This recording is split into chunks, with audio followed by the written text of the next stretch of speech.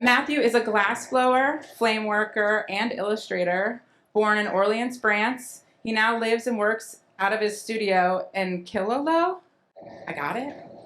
No, I didn't. I did not. Canada, in Canada, creating pieces that bring the past of glass together with themes of the present, using traditional techniques with a modern twist.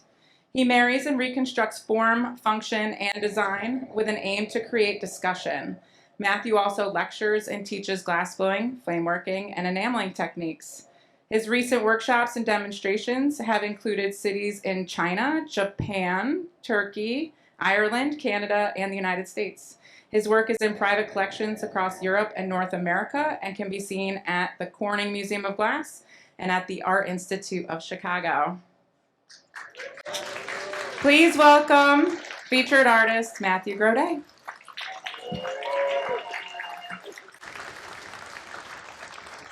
So thank you everybody for coming to attend to the demonstration murrine. So I'm gonna do in like half an hour and a half, 2 hours. It's not really a lot of time for murrine techniques. So I'm gonna do one letter, and I came up with a couple letters already ready, like the IFC 2024. Then I will pull and then nip for hopefully it's gonna be long enough for everybody has a little chip. So thank you. So I don't know exactly the length, right? So, all right, so I'm gonna start. So I'm gonna do the letter F, like in the IFC.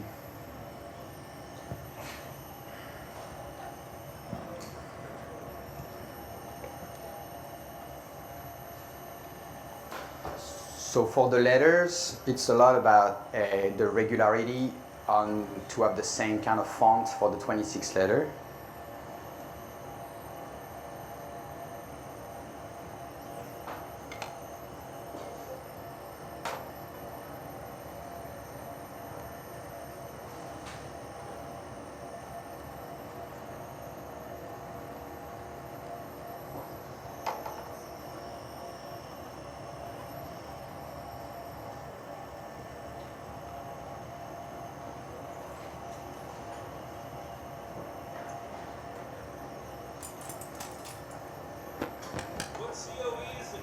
It's 104. Effetre Moretti. That's like the flame is a little bit aggressive for that glass, so I really need to stay far from the mouth.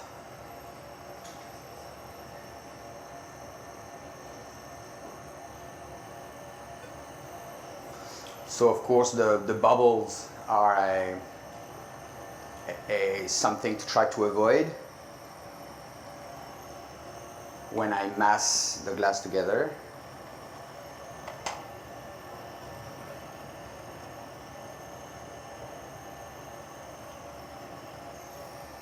And you work in the length, but you control the image on the face.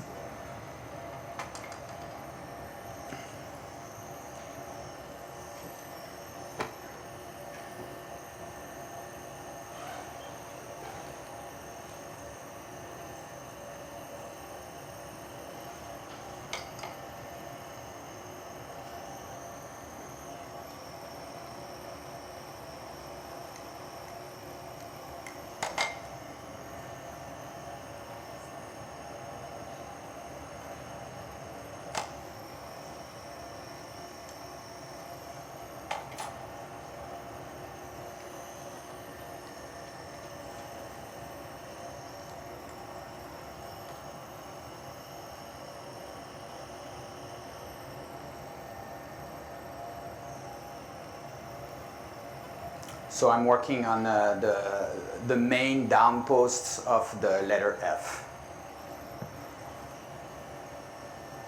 If you don't understand my accent or my words, please, I will not be offended.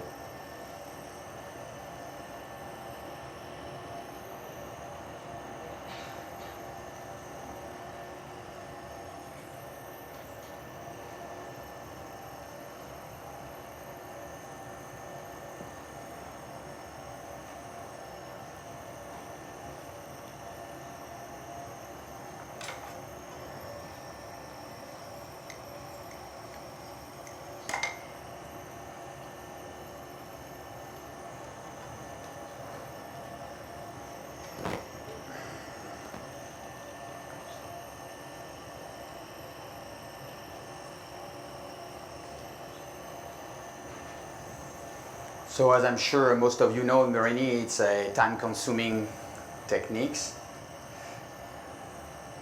So sometimes it's not always exciting, like the work. There's a lot of filling out with the color.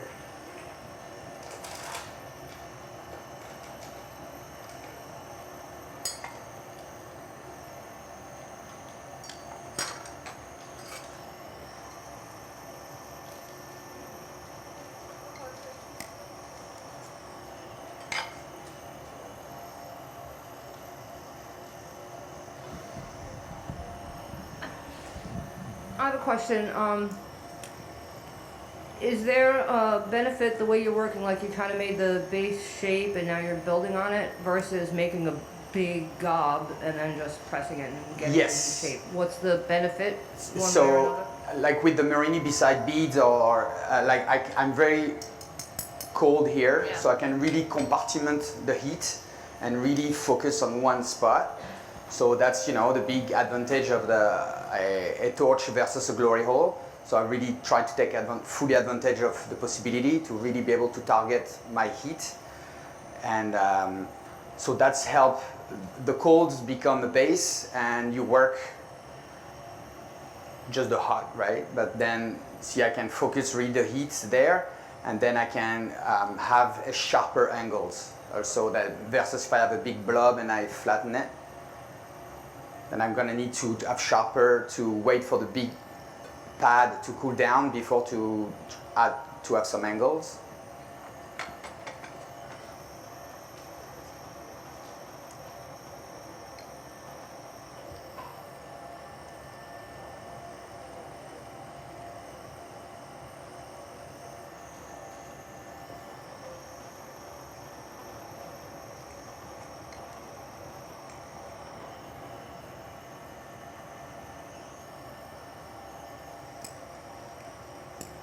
So now I have a little pad, so that will be the base of the F, but then I'm making sure to not cut corners, so I add some little dab just on the 8 corners, and then I flatten it everything back, so that sharpen everything.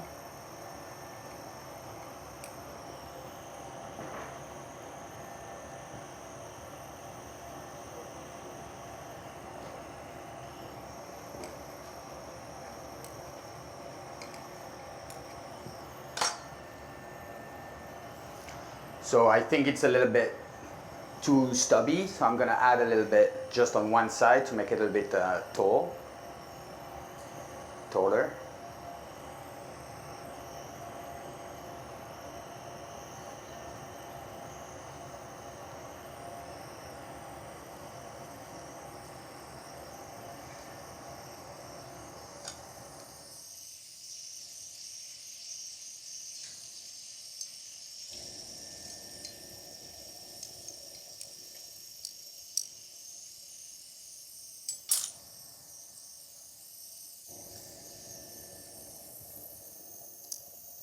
Nicer.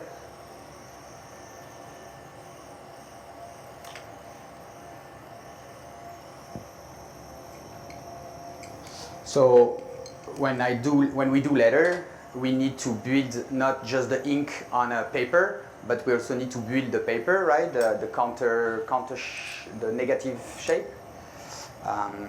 So that's the strategy of the murrine building.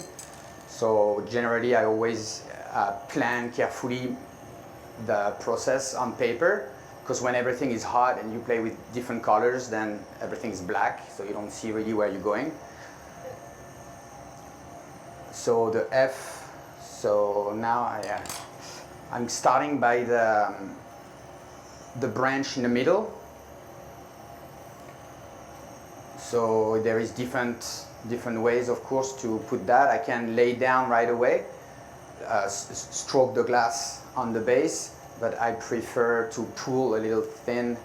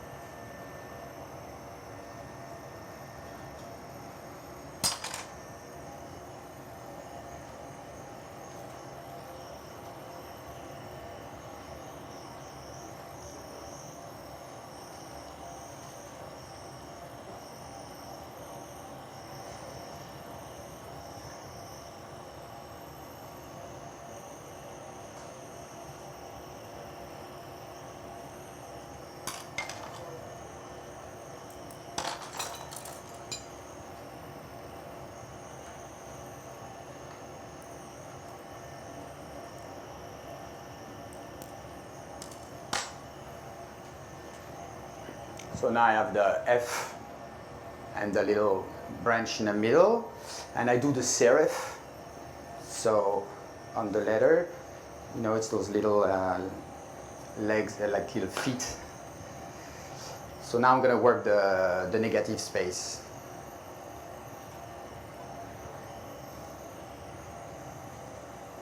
Up.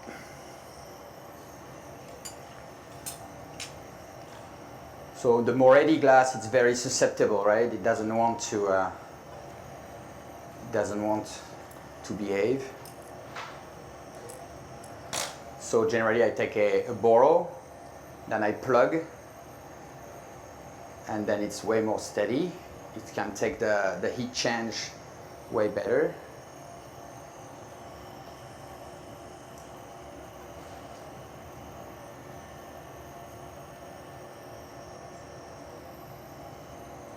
Maybe you guys have a nipper? A nipper? Yeah. Thanks.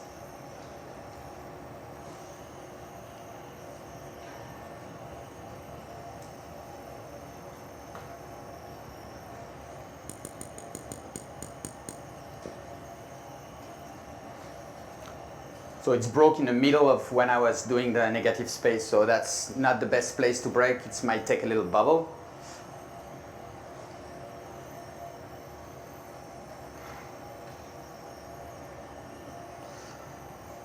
But then that's an opportunity to fix things, which is one of the most fun things.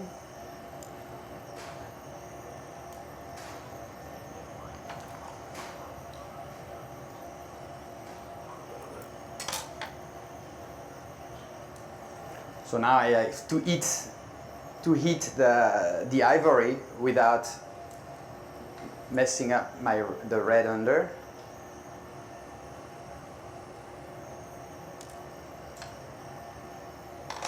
Thank you.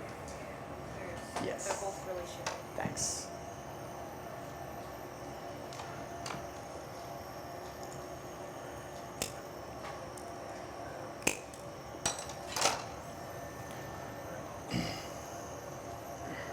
So now it's how I'm gonna go inside to not get the bubble.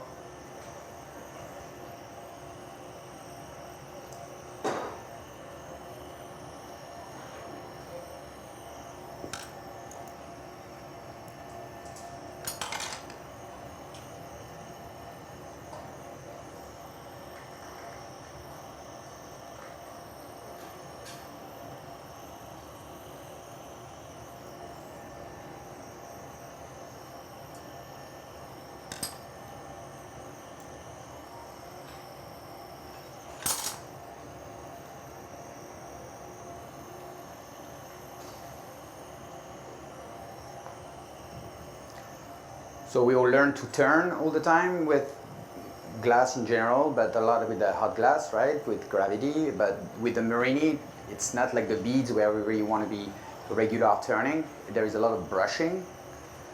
To eat, I need to treat the whole volume in the same, give the same information all along.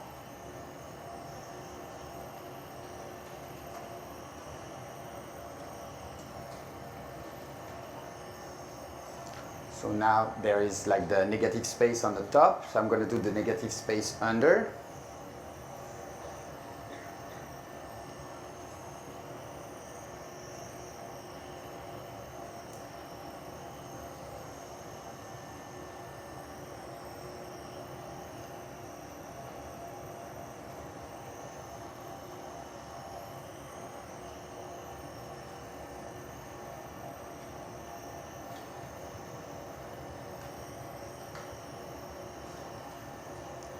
And generally there is like, if you see a Marini, there is 3 times the amount of glass being used to make the Marini than the Marini itself, because there's so much glass like handles and who end up being the hands. So it's also very material consuming.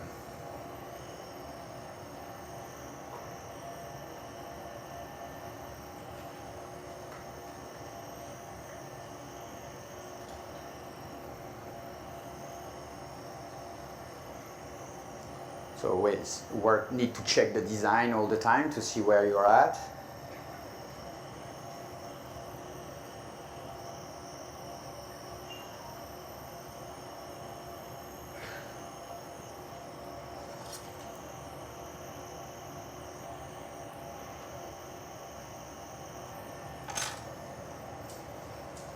So now I need to make a flat to put the serif of the letter.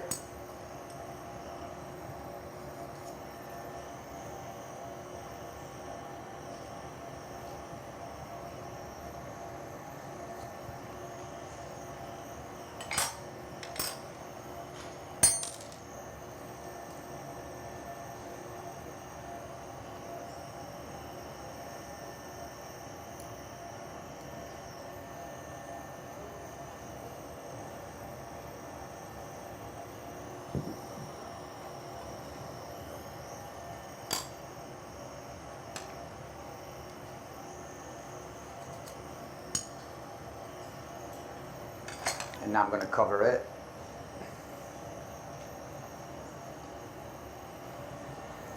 And prepare so the negative space, which will be the landing pad for the top of the F.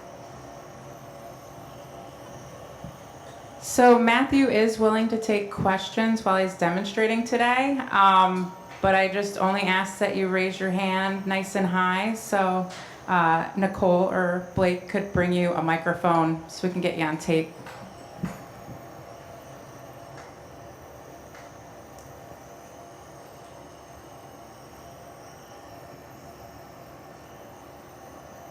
I have a question.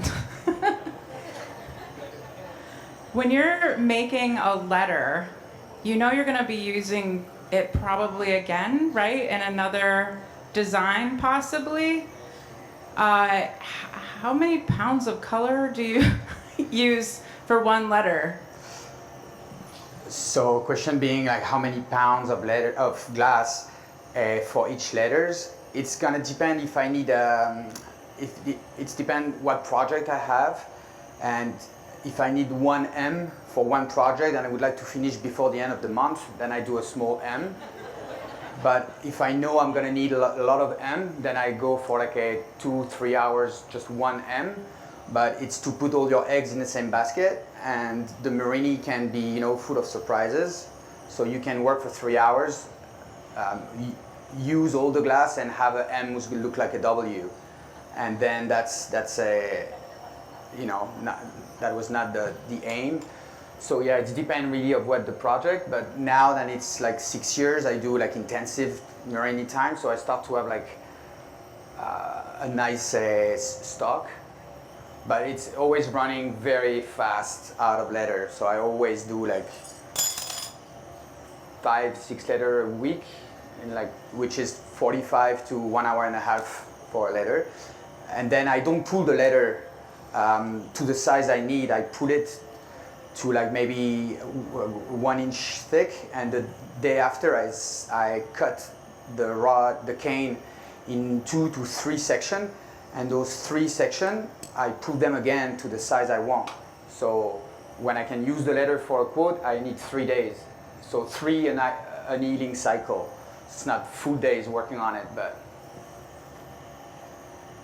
And then there is the put the letter to size, which it's another day. Matthew, I know you did murrine with sayings in various languages, and I'm just curious, what inspires you to come up with the various texts that you put into murrine? Yeah, that's a big. I mean, I take it very seriously what I'm gonna write with the glass, because it could be intemporal. So I'm trying to be universal and talking to everyone and no one. Like I would like the work being understood by a Chinese lady of 12th century or an African man in 200 years. Then it's to have to talk about. Everybody should. Find himself in it. So I read a lot of classics. So that's a lot of, I mean, the news really drive my lecture program, which is drive my work. But it's Dick Marcus in '72 did like the Lord's Prayer in a hot shop, and it's like it used to be, it is still the very big achievement technically, but then I personally would like to say other thing, so that's also what's motivating me to what would I choose to say, and that's always a big debate with myself.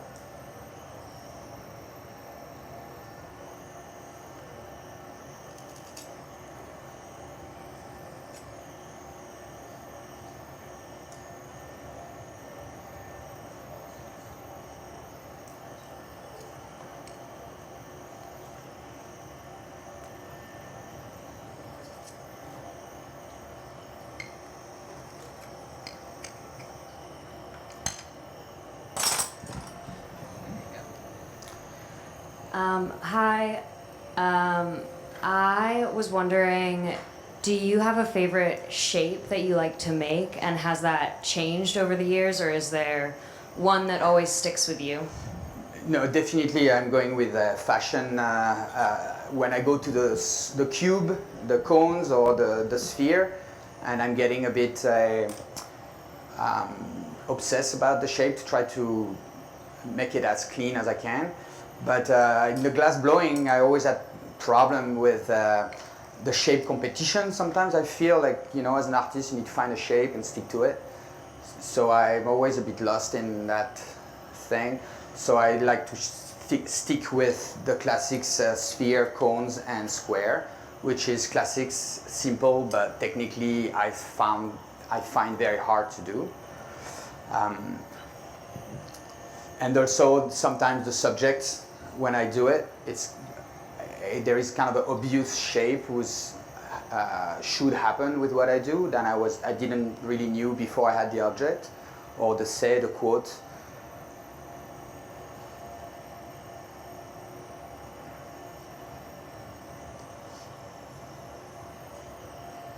So I'm going to do the serif down.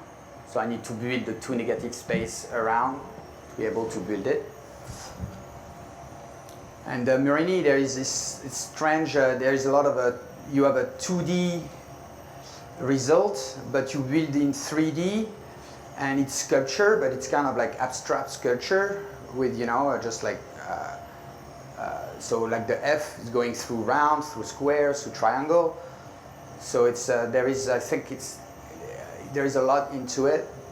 So I'm not trying to do a camel or an animal, so it's not the same skill sculpture, but it's more like a geometrical shape. What temperature do you garage the moretti? So to pick up some pieces of moretti, I garage at 1075. But that's also depend of where it is in the kiln. I put it high, like this. In my I have a bluebird paragon, but you know, if I really had to be serious, I would do some tests, because if it's not tack fused before I pick up the pieces, they can fall apart. So sometimes I put some little metal wire around.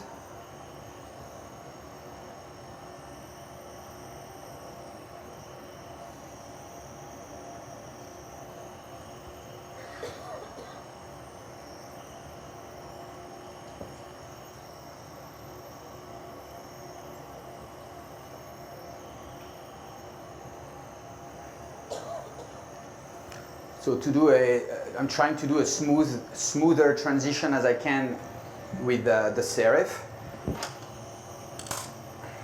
So I heat a lot after under.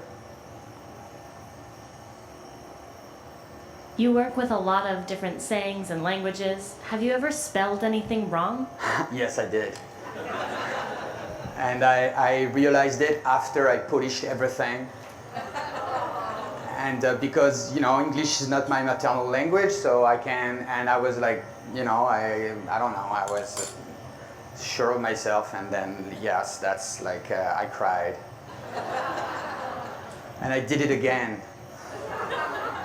I mean, the same quote without the spelling mistakes. So that was like, I really don't like to walk in my own footsteps, but then it was kind of a challenge. Like I felt insulted.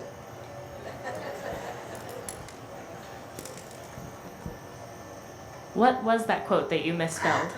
It's Homer Simpson. I put a remotely without an E after the remotely. I forgot the E. Remotely, like we say it. So I buried it somewhere. I buried my shame and. Well, you should sell a slice. Maybe, yeah, but maybe one day, but not now, I think. How do you make your cones? Cold working for it seems to be pretty tricky, right? The cones? Yes. Yeah, I have basic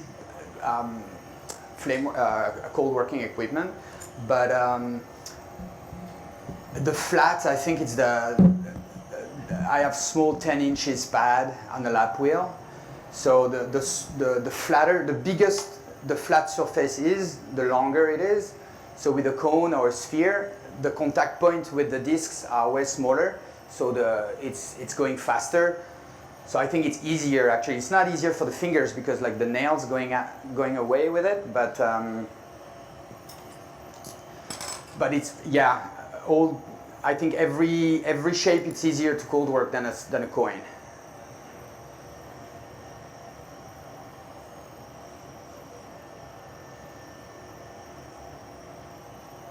So now the F is done. So I'm going to cover it all with the background color. And to do words, I pull them square. And I cold work when I have my square cane, I cold work it and then put all the letters in order in a kneader and take them all one by one hot and put them together, add some glass. And so then I have words, and I don't put more than 5 letters together. So if I have long words, I break the words in different sections, and then put them together. So that's where it's like the mystery. It's like when to pull, when stop to pull, how to connect all those elements together. So a murrine, a round pool will never lose the shape, right? It's always going to stay a cylinder. But if you want to pull a triangle, you're going to lose the angles, right? It's going to carve where it's flat. If you do a square, it's going to end up kind of a rhombus. So if like we had the time and everything to do a perfect triangle, we should do the triangle, add some glass to make it round, pull it, and then cold work all the round part away. So then the line will stay crisp inside, but then, we're gonna know all the time you put together to just, in order to have straight lines. So that's a lot of a give and take with the murrine. I think sometimes I see how I should do to be as not perfect, but as perfect as I think I could do. But then it's going, each time it's going for like a 2 weeks, a 3 weeks, a 1 month plan. And of course I'm trying to have a life beside my studio, which I don't. But. So you also have to be careful of the length you start with. If you build a lot, you're going to end up kind of like a pizza or coin to pull, so that you cannot have a proper pull. So your length has to be proportionate with the width. So I was saying I used to pull the letter square, but then I'm going to pull it round. Like this, I can also nip it easily.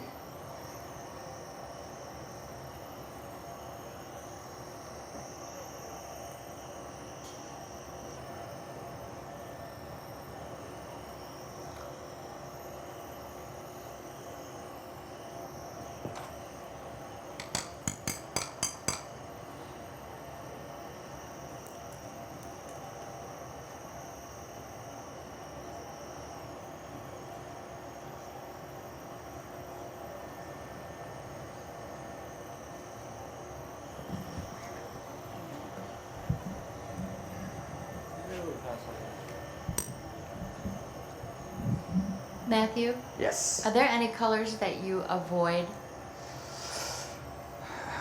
The alabasters are really poppy. They just want to break all the time, but it's the nicest blue they have, so I always use the worst color. So the color I would like to avoid are actually my favorite, so I'm a bit stuck with like the crumpy colors. And beside that, I'm not very good with colors, so I decided to use always the same color, because after it's too many organization, and that doesn't work for me. So I always use the same, like this. If I use the pieces I do, I can still use them in months or years, and then I know my color palette will be the same. So I solved that problem that way. I'm a fan of Japanese old stamp, like wood stamp, and they were using all the time the same color, because in time, that's the only natural pigment we were resisting the time. So they are all with different shade of orange and blue. So, and from a very light orange, they had a yellow, a very dark orange, they had a red, and they could mix to have the green, the blue, and the yellow. So they could have a fairly nice color palette, but then there is kind of like, you feel that it's all come from the same vein. So I try to stick with that discipline of colors. But then I never use green. I don't like green, so I don't use green. Then to say that to myself, I had to buy a green pair of shoes.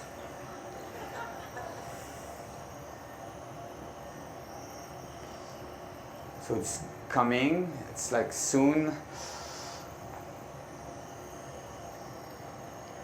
So we could marver it, but then the design inside will be affected.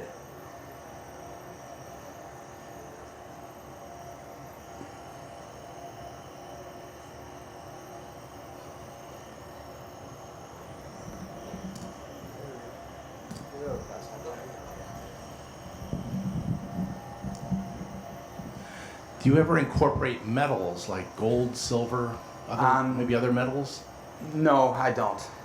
I would like to have opportunity to play with it a bit, but I think it's also the soft glass. It's not as open than the boro. I think seems to take way more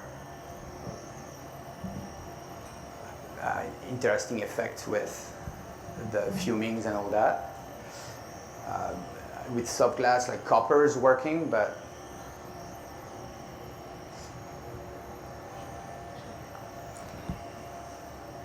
so you talk about cold working in your process a lot. When you're making a final component, do you take every single piece of the component to full polish before you assemble, or what grit are you comfortable working with? I go to 600 before to take it back hot, and I kind of like wash it a bit in the flame, and then it's kind of flame polish it a bit. That said, if I use clear glass, then I go back to 800s. Because of course the seam gonna show more with clear. Tell me if I'm not answering the question. Huh?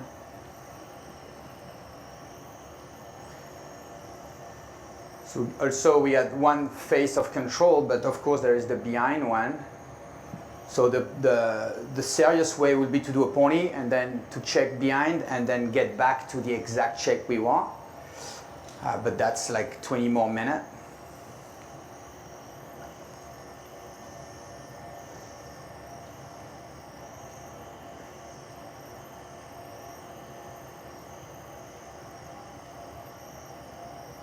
And to start the round, I go by a section.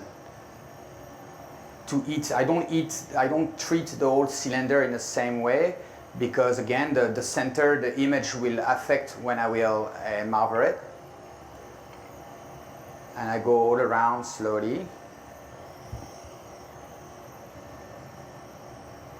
I have a pedal on my torch at home, so I can go from the two stage very fast and easy.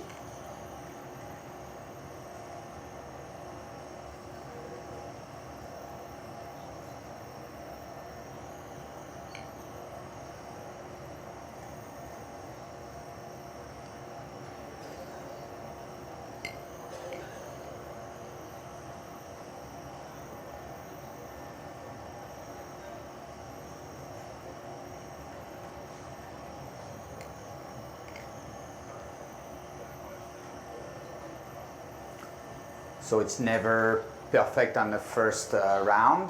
So after I'm going to do another round all around to make it, to fill the gaps. So question, tips and tricks for laying down lines without getting bubbles. Do you have any particular strategy or anything like that? Or? For avoid bubbles? Yes.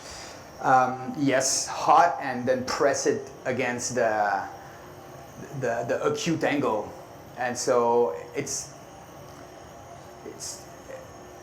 of course the hottest you can put the glass down, but to not also, you know, like I would say strategy is a method, discipline and methods, but of course that's never happened as planned. So after to like I do, just to add a little, but always, sometimes if there is a hole, not go in the hole, go on the side of the hole and wait for the glass to slip in it. There is also, you can put a blob and then with the tool you can push it in it. So there is different little techniques, but also there is another trick. It's like, don't mind the hole, put the murrine, and because we put it not in one shot, tomorrow we can, in the hole we put stringers of the same color, and then when we melt it again, we put it again. So that's one thing. And also sometimes I put a murrine, there is a lot of holes, so I slice it and I take every slice and eat it in the flame and pat it, and then like this you can seal. You can get every bubble this way. Then that's mean you need to risk to take your coin with the pointy on the side, and then, you know, not distort the image. So that's a fun thing. It's time consuming again and risky. Sometimes I got some so big bubble, then it's like took a letter totally away. So I drill a hole on the slice with a Dremel, and then I pull the letter the same diameter. I put it inside the slice, take the slice back, and then integrate it like that. So I think murrine you can never lose. You always have there is so many steps that you can always tweak your action at one point during this week's process. There is always a little window where it's like, okay, that's when I should focus on fixing that thing. So when you're talking about just put the stringers in the bubble and it's after the fact, do you have any cleaning methods? Because are you cold working those millies before to then get those stringers in? So is there any debris that gets in those holes? The most you cold work, the better, because you see better, and then there is less, you know, when you introduce the murrine in the flame, and if it's not well cold working, it's gonna start to bubble and everything, so to boil. So that means you're gonna have to grind it even more after. But then all those little tricks, it's involve cold working and lots of time. Yeah, with the stringers, it's full of traps everywhere. But it's working well. The stringer's working well, and even stringer with another murrine in it, right? So we could you could also do an intentional hole, and when you pull the murrine, you already have your hole for your earrings or pendants, or we could do a hole in a skull and have the holes for the eye socket. So the holes could be a part of the design. All right, so now I'm almost there, but the surface, it's not nice. So my question is about heat control. Yes. How do you know you have enough in there? And of course, obviously, you know you don't if it just breaks. But yeah, there is that's all heat control, and that's 98% of the murrine. So to control, I always, in a hot shop, you're always on the hot side of things, and the murrine, you're always on the cold side of things. So even if it's break now in two because it's too cold, I can put it together and then put it back. So I prefer to be a little bit too cold. Of course, you don't want it to break. After, when I'm pulling, I will show you, I guess, when it's going to be soon there, but when I'm pulling, you can, because you build I'm going to build very soon the knuckles, right? The two ends. And then when the two ends are going to be on place, I'm going to take it, eat everything, and I'm going to bend it. So if one bend more than the other, I know there is more heat on one side than the other. And then I can push it, put it, push it, put it, and you see how it's breathing. And if it's not breathing like symmetrically, then you know it's not ready yet.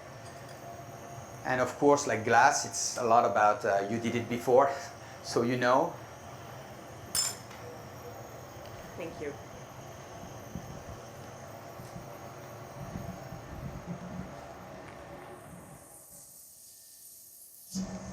So sometimes it's good to have a bigger gun.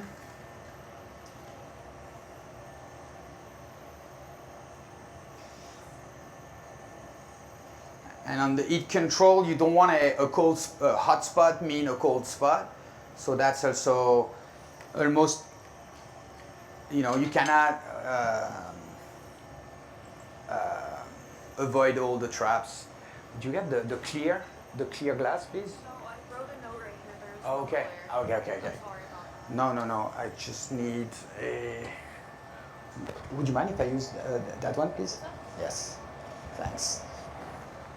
So for the ends, I always use clear because you can see through, and then after I can reuse. When you pull a murrine cane, you have like maybe 10, 20, 30 murrine, but you only have two hands. So they are the most valuable because it's of course collectible. So that might not be the best color to use for the.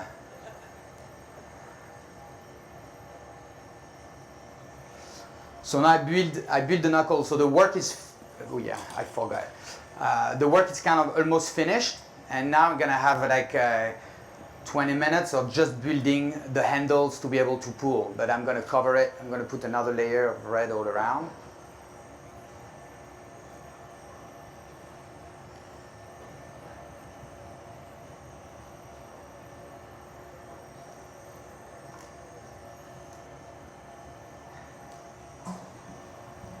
What kind of torch do you use at home? I have a Mirage GTT.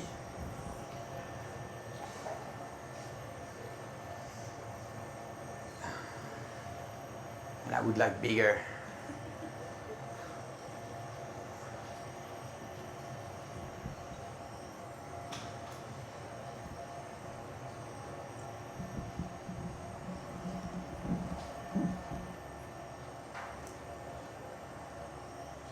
Charlotte grabbing some.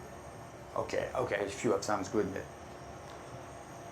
So I use clear glass also because I reuse the knuckles. If like a leather, I'm not doing anything with the knuckles, so I just like nip as much transparent as I can, and I put them in my annealer and take them back in because I already have like a garbage can full of wasted glass. So I guess we all try to save on that front. So I'm reusing as much as I can. So that's why I use always transparent like this. It's just like, and it's the cheaper color.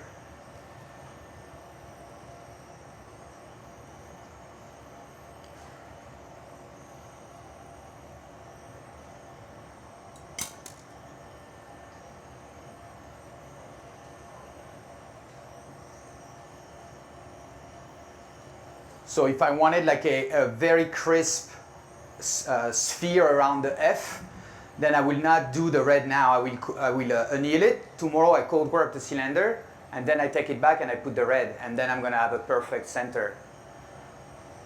If you made a mistake, like you put the line into the wrong place or slightly off center, how would you fix that mistake? Yeah, make peace with yourself. And trying, but that's a lot of acceptation, right? Like to be able to, I'm a bit of a control freak, so that's a good lesson for me. Then I have to accept. And then if I do something really wrong, I stop, I anneal. Tomorrow I cold work it, get back to where I want it to be, and then I keep going on tomorrow, which happen a lot. Like I go for like a 2-hour ride, and then it doesn't go as I want. So I just stop, anneal, day it's finished, and tomorrow I spend like a couple hopefully not too much time cold working, and then go back from there. but I find it a very beside the hot shop, like we can go back and forth to anneal and take it again hot and anneal cold work, so you can work like a full year on like one piece. So that's, I like this strategic things. I love blowing glass, but it's a really kind of a performance. It's have to happen now, and then in 20 minutes it's finished forever. But the murrine, you can always coming back. Like in 10 years, you can take it back again and then affect it, change it.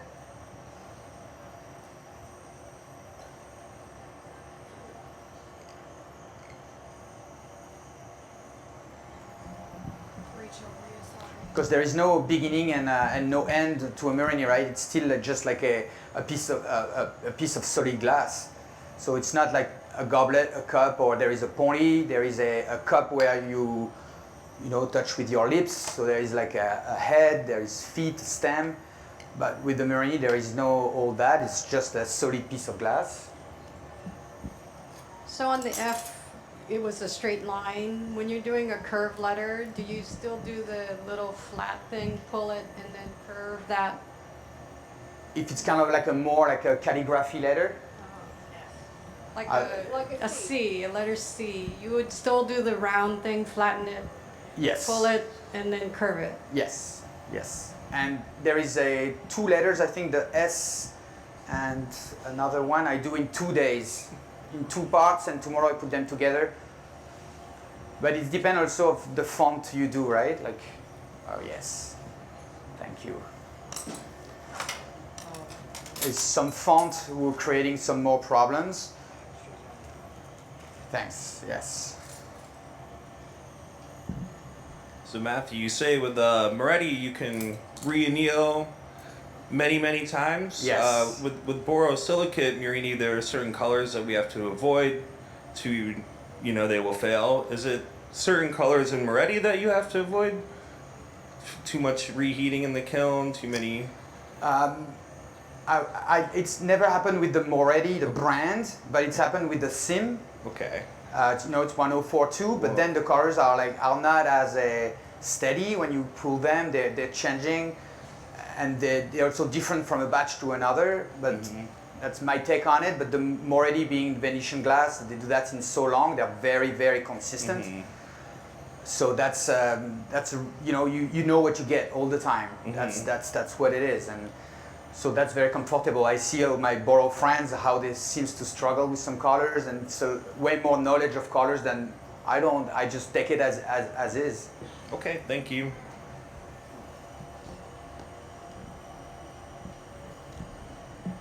Colors are different, right? But then I don't know, this Moretti glass, they really all look like each other. It's really steady. It's really friendly.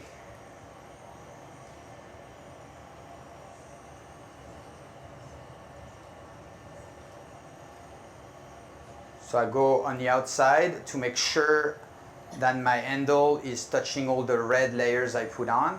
Put on.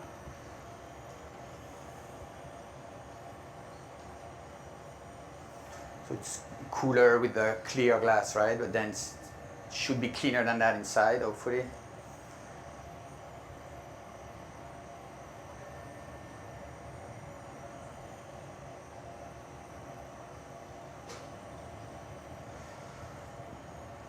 So theoretically, if I see my Boro friends, they pull some murrine with like weird shapes, and then they pull and the shape it's stay like that more or less. But with the Moretti, it's always want to come back to a 5 millimeter thick blob.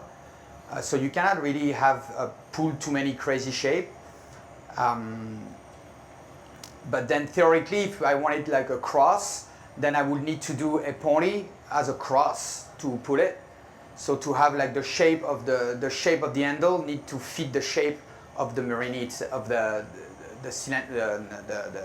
volume you want to pull. So that's here. It's easy. It's a cylinder.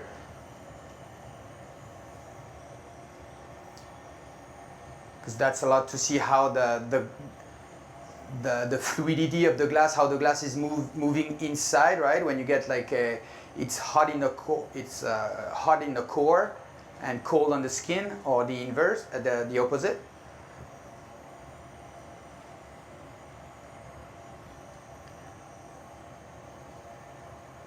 And I try to build also my knuckles with no bubbles, because I try to reuse them.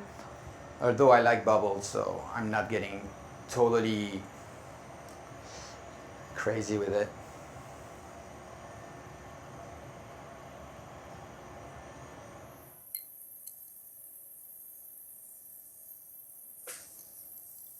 So I have one knuckles. So at home I will do it slightly longer, but we don't need. And I take boro to stick to it. So with the boro, I'm going to do a little pad, a little Maria.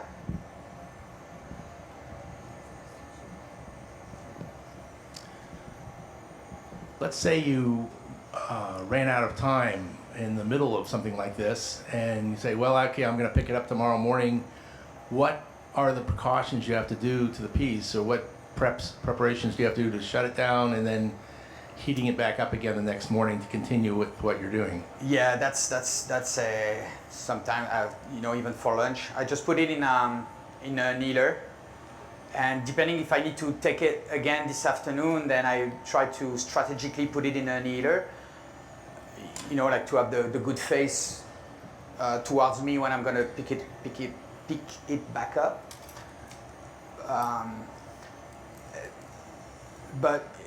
And if it's tomorrow, then I just anneal it, and then I will, you see that face, it's all it's not clean, so I could anneal it, cut it, surface it, and then take it again and build it, so I will have a very clean face. But it's okay to anneal, to just garage it. It's pretty straightforward, unless you have a lot of dust, of course, dust sticking to it. And I use 1075, so I have one side of my annealer, it's a brick down, and the other side it's kind of more like the soft bricks, so it doesn't, the ceramic is taking more heat, so it's going to do a little flat under. But if it's on the proper side, then it's not happening. So I kind of work my little kiln and know where to put it in the kiln. And it's not bigger than the red one, right? So it's amazing the difference of temperature there is in a small box like that. So how long would the anneal process go for, and then before it finally cooled down? You mean in general? Or do you just leave it, for a piece that size, would you do it a couple hours? Or? So I do a half an hour, half an inch. Half an hour. So I look my longer distance and I take the longest. So let's say I have an inch and a half, so I'm doing 1 hour and a half. But I have a 2 hour setup on my kiln, and as soon as I'm going over a certain diameter, I'm going with the longer program.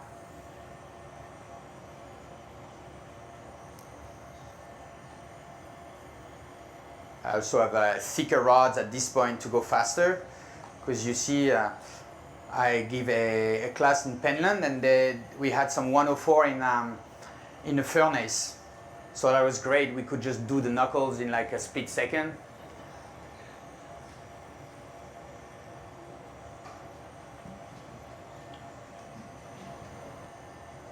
Susie also a little bit yesterday was talking about the difference or the non-difference between the flame working and the hot shop, and I don't see myself any difference beside the tools, but it's cold glass, so if it's too cold we just need to put it back in the flame.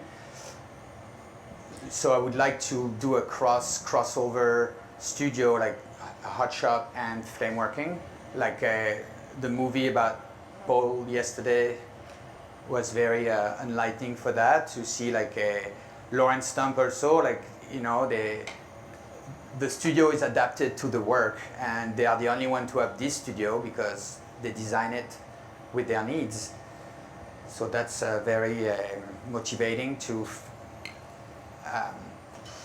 identify the needs and find the right way to make the needs satisfied. So now I'm going to put the second rods before to pull. So I built that knuckle already like 5-10 minutes ago, so it's cooler than this one, it's hotter. So now I need to compensate, right, if I want to pull it. So we need, when you pull, you want to avoid the dog bones, right? You want to try to have a consistent pull all along, especially for letters. If you do a design, I don't know, an apple or a banana or something, like it's not so important because you're going to have different slices and then price according to, or you can use them for other things. But with the letters, I try to be really consistent to have, all my letters going together. So I really try to have like nice pull. And a nice pull, it's like a nice cut. If the pointille is not on center, it's not the best start. So can I just ask a question about the annealing? You might have already answered this, but I'm not sure. Why are you running so hot when you're garaging and when you're annealing this glass? Well, the proper annealing, I do it at 940, right? But then to pick up from the annealer to introduce the glass back to the flame, then 1075. If not, the glass, it's like too stressed, and then you get like a 70% chance it's going to break. Okay, thanks. Especially when it's thick, right? Because this is the difference between the skin and the heart of the glass. And we want to eat the heart without eating the skin because it's already heat enough, but of course it's obviously impossible. So that's why sometimes it's very good to marver, because the marver is like pushing the heat inside the volume, so creating kind of like wave of heat traveling through the glass. And at the same time, it's cool down the skin because the skins can be very exposed to too much heat, and soft glass it's like susceptible. So now I don't know if I'm hot or not. So I go there and we can see that there is only one moving. So I know I need to compensate a little bit more here.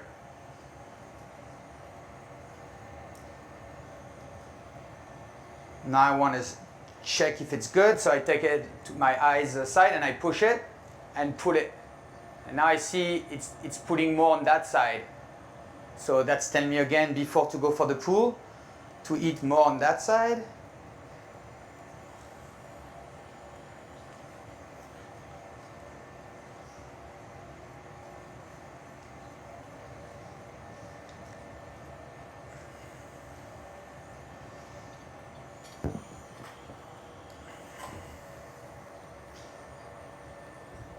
And I can still adapt. I'm not putting in one shot. So I see in the middle, I compensate.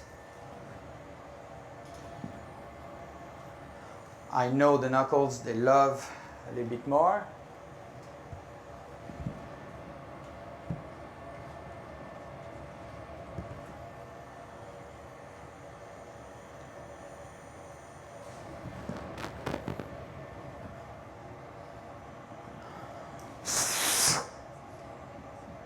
So if I had my big flame, I would like put that section in the flame quickly to put it, but that's just like I want to have a maximum for everyone.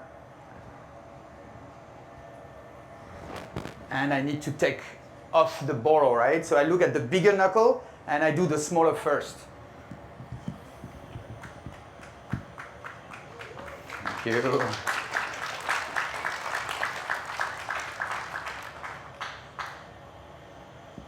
So I don't want to let the borrow cool down with it.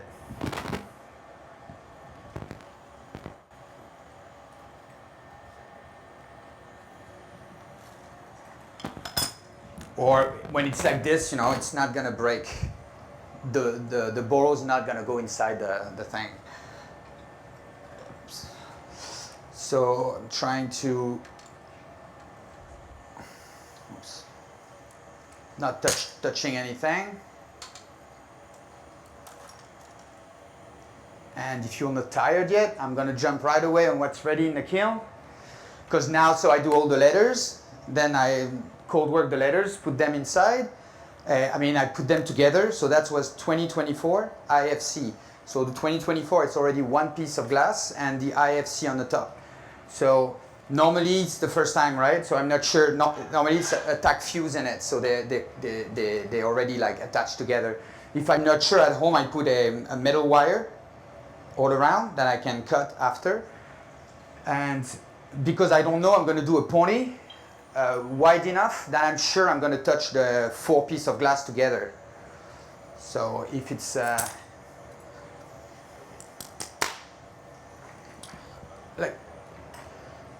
so to be really steady, you know, it's like in a hot shop, if you go pick up something, a piece of color bar in a garage, and your pipe is too hot, you take the color bar and it's going to move everywhere because the connection is too hot, so it's like moving. So to avoid that, I take boro, and I'm going to do a little Maria and build a little buffer in soft glass. Wait for the soft to cool down, eat the front face, and then go pick up the prep, and that should work.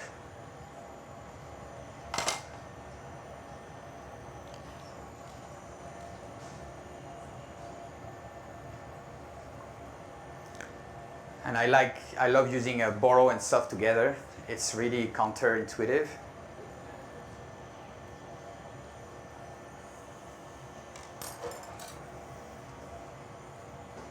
So I'm waiting my little, I need to put a bit more to touch the whole full piece, the 4 pieces of glass.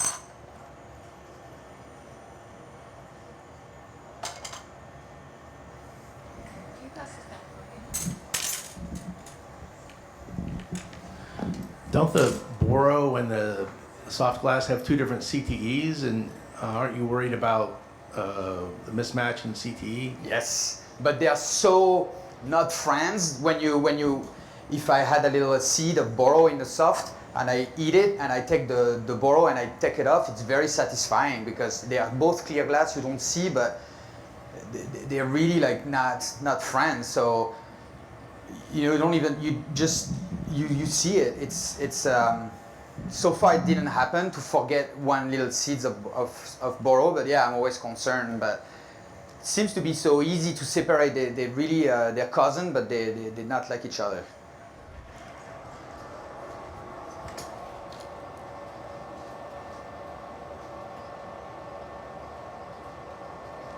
Oh. So that's what happened. Like they're separated. So normally they are tack fuse, right? But that's gonna be okay. All right.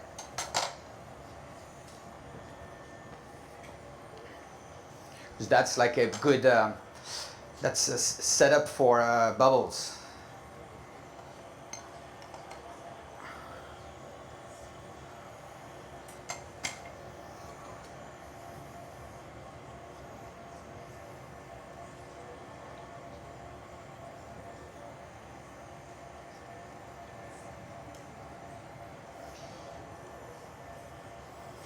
So for the bubbles, I go like if I had a bubble under a sticker and you push the bubble on the side of the sticker. So I go this way and I close it.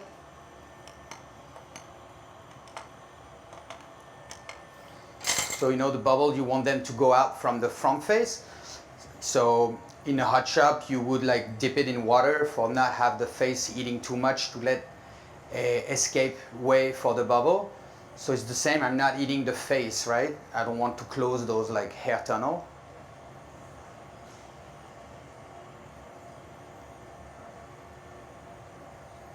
And I kind of wash it everywhere.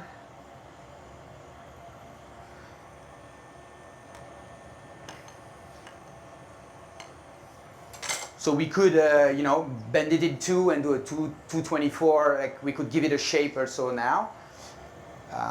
Now I'm going to give some more ivory around to get back to the round shape.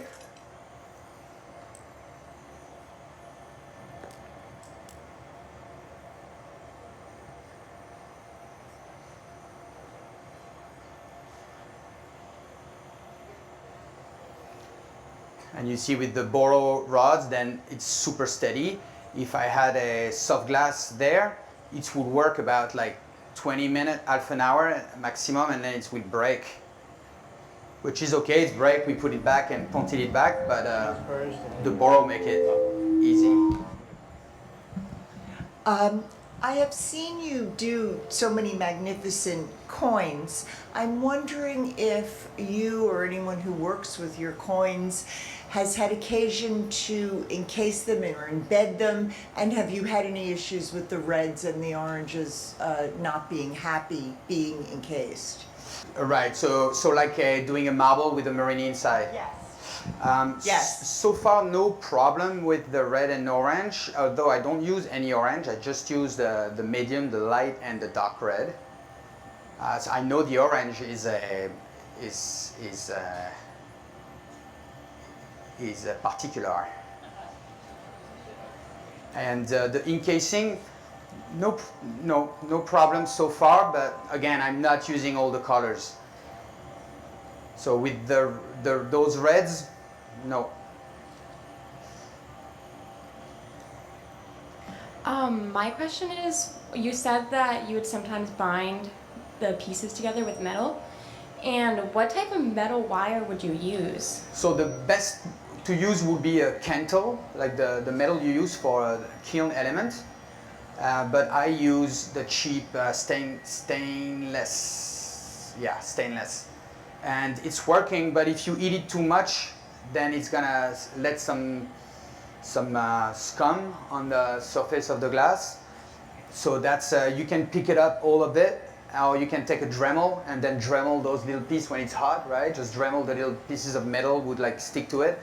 But then you just if you do it with stainless, just don't put it in a flame as much as you can and cut it as soon as you can.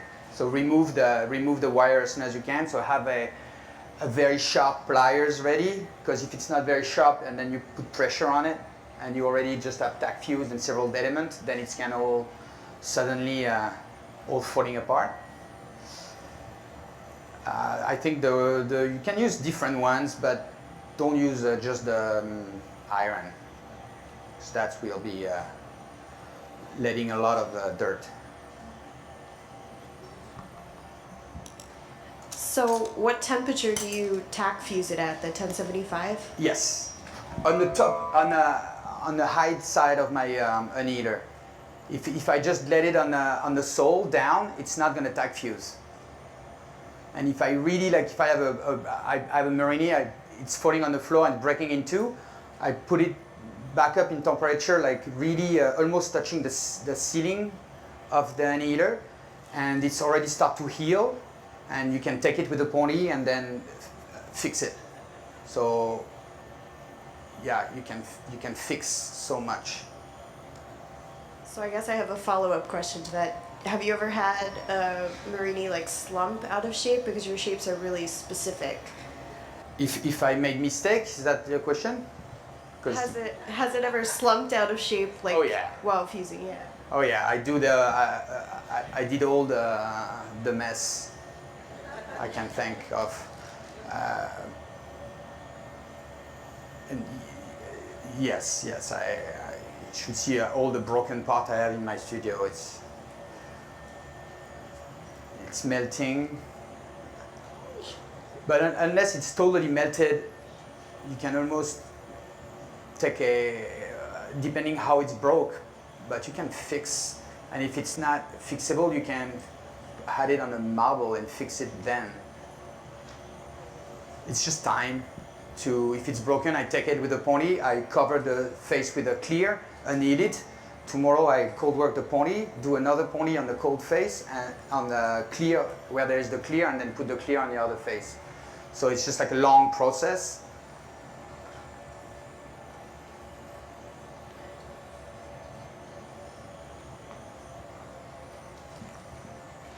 So it can help also to have like a, like a round things, and I can see if it's round.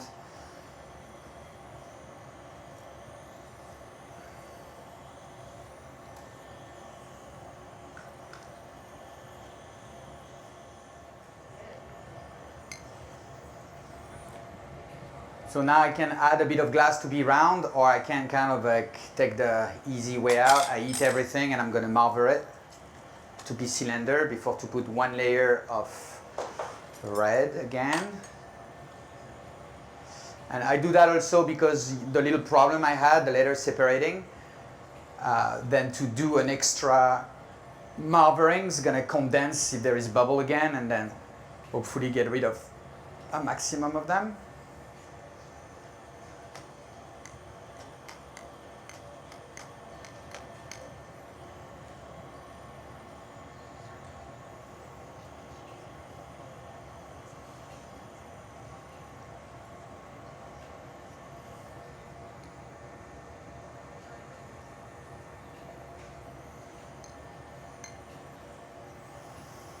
All right, let's say it's good. So you see the edges are a little bit rounded. So I want most of the material for my work. So I'm just gonna add a little piece of glass just all around, kind of a lip wrap, trying to make the cylinder as sharp.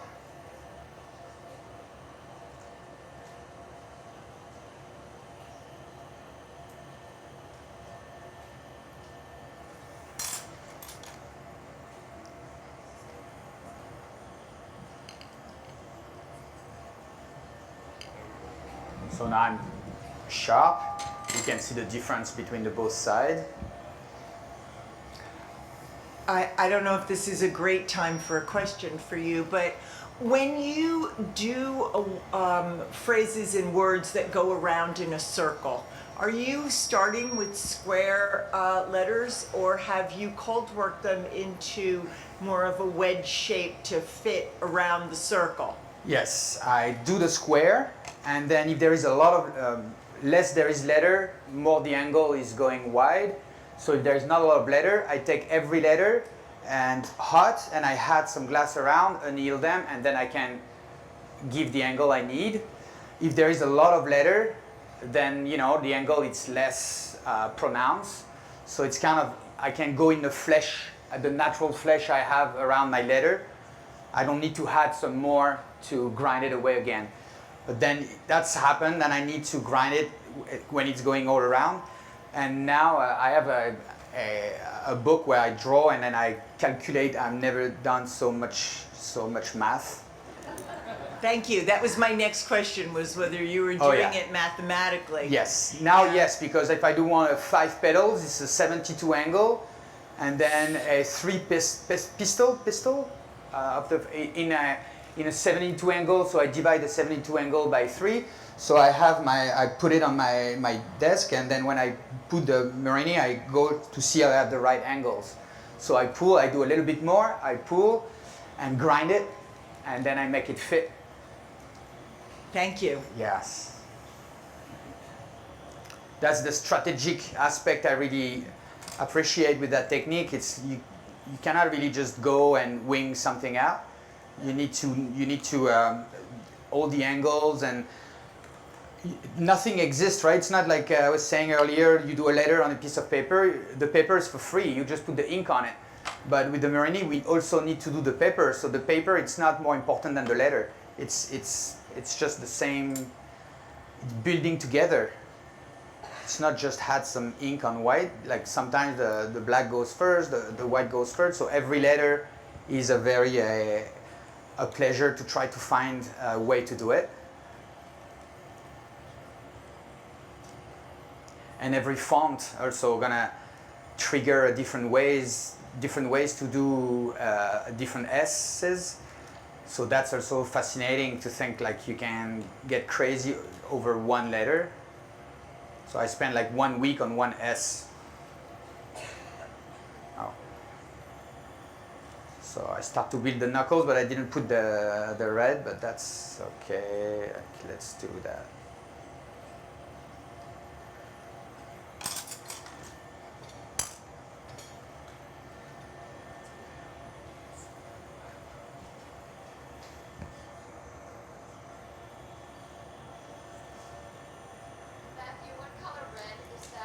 That is the medium red. Thank you. Sorry, it might be the light red. Oh, I think so. I think so.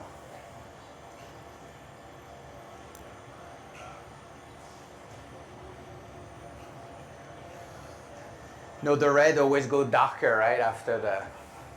Yes.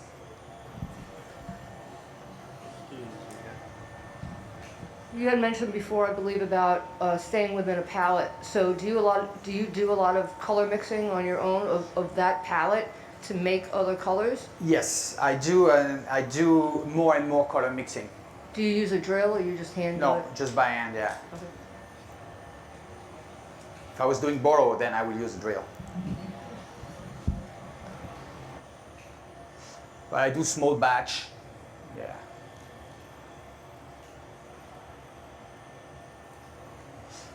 Like a painter never use the color out of the tube, you know. So sometimes I think if we really want to, we should mix our own colors, but then it's we need longer days.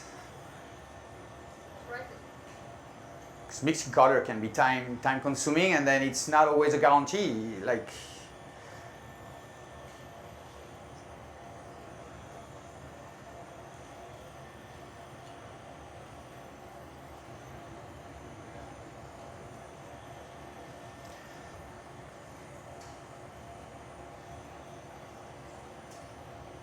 So if we want it to be a target, the classic one color, one color, one color. If we want it really perfect, we can cold work in between every steps, every rim of color, and then we can have something really, really nice.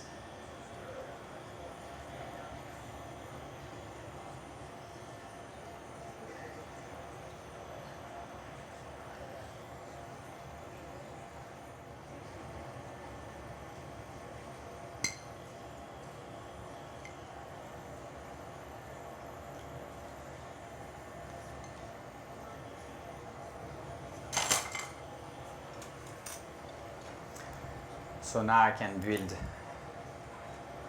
the ends.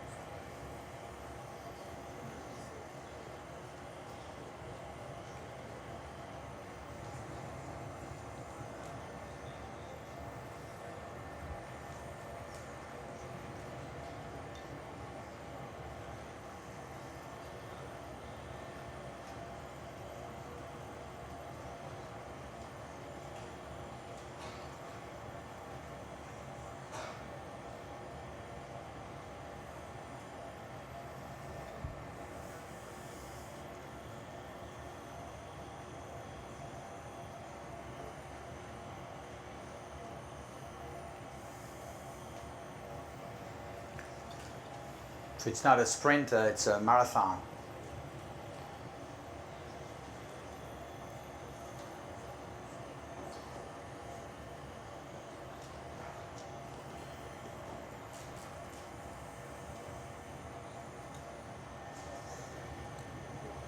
So I know when I build big knuckles, I clean with acetone some pieces of rods and I put it in an heater and I pick them like by 2 inches length.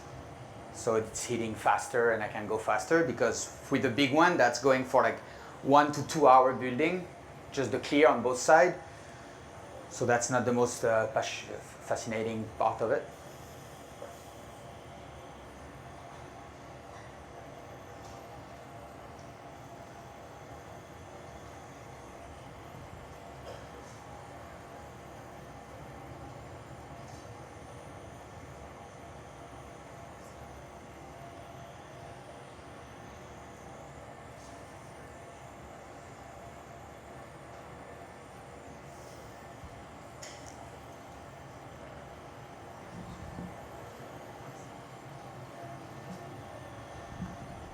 Do you have a formula for how big that needs to be for it to pull out well without having a lot of waste or getting dog bone because you can't heat in the right spot?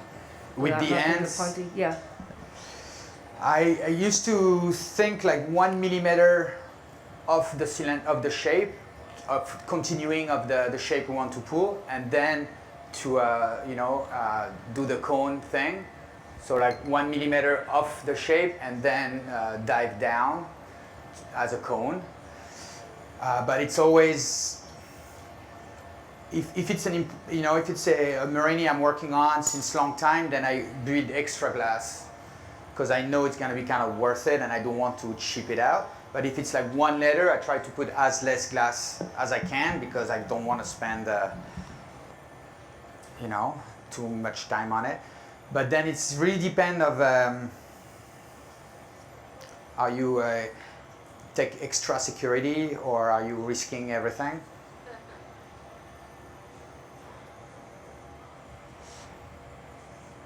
But theoretically, we would like to not put it today. For example, anneal it, have a perfect cylinder, not like a little bit wavy, because all those waves, they conduct the heat differently inside the mass. And when I pull, then it starts to pull more on one side.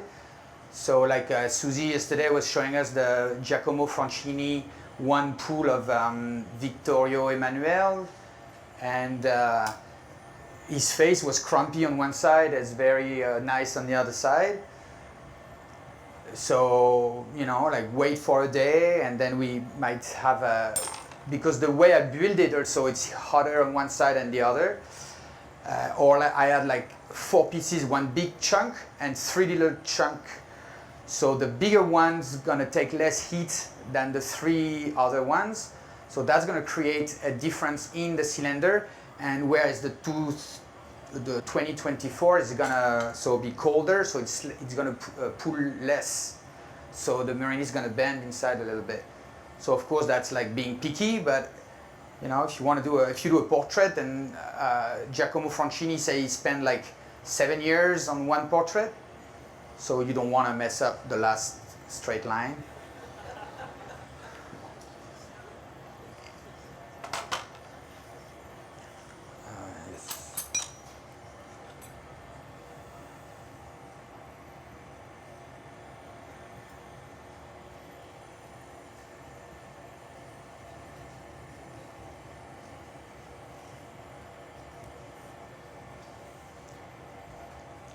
So the first knuckles now already start to giving some heat, because I know then it's going to be cooler after I build the second one.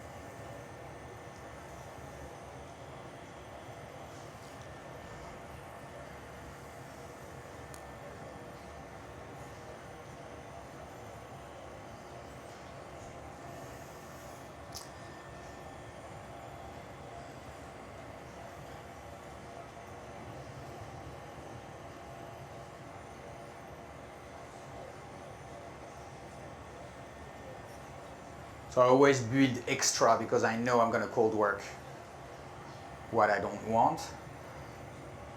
So I always put too much glass.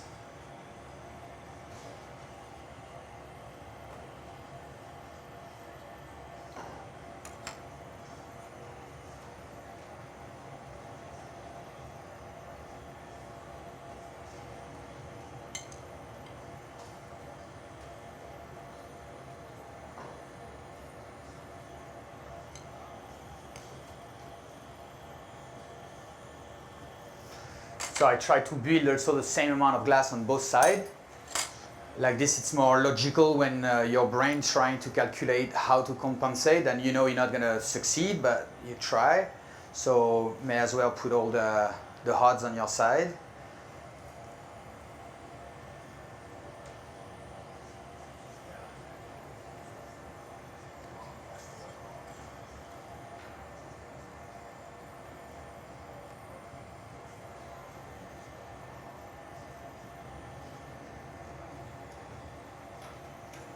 So when we put cane in a hot shop, we're always kind of too hot, and then that's where we wait to cool it down. But with the murrine, it's more like I don't want to be too hot. I always want to be, of course, the right temperature, but it's better to be a little bit too cold, and then to adjust with a little bit more heat. Did you say earlier the punties are borosilicate and the main bulk there is all soft glass? Yes, okay. Correct.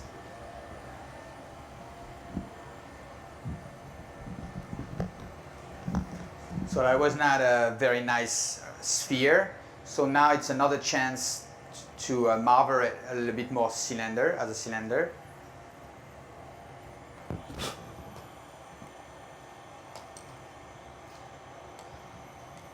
So I have a little L shape as a marble at home, so that's help.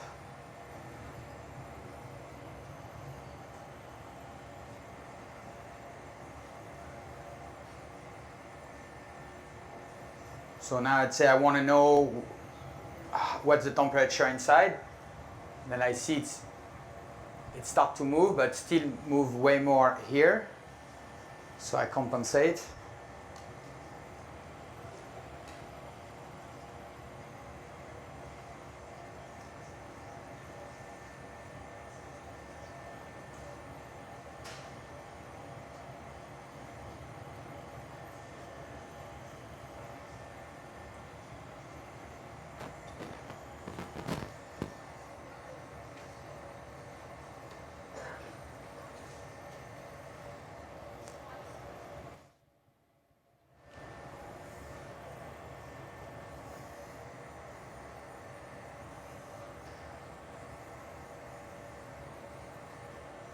So often that's what I pull. I pull not longer than that, anneal it, cut it, and keep going. But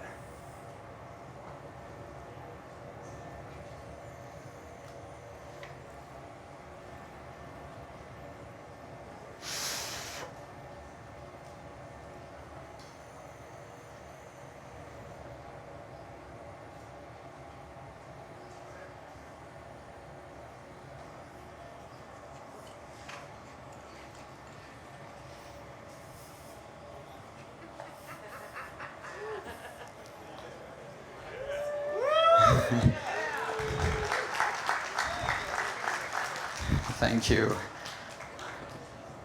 So what I want is not to be too wide on both sides, right? I don't want to waste some material here. But that's also where the image is the less clean.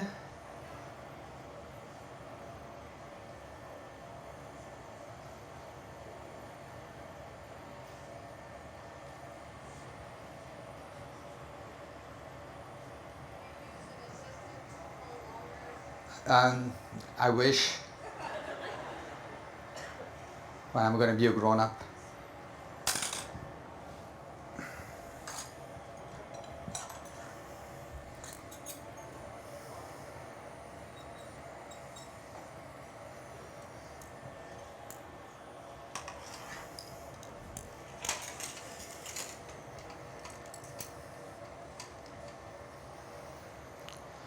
So there's this critical phase, right, where if any of the cylinder touch anything cold, it will snap right away, which we're gonna nip it anyway, but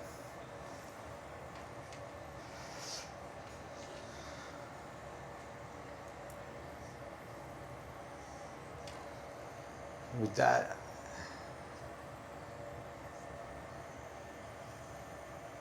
do a little hook, and I hook it on my hood like this, not touching anything.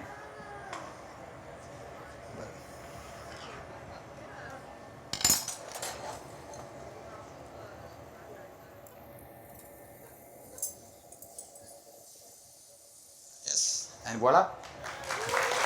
That's it. Thank you.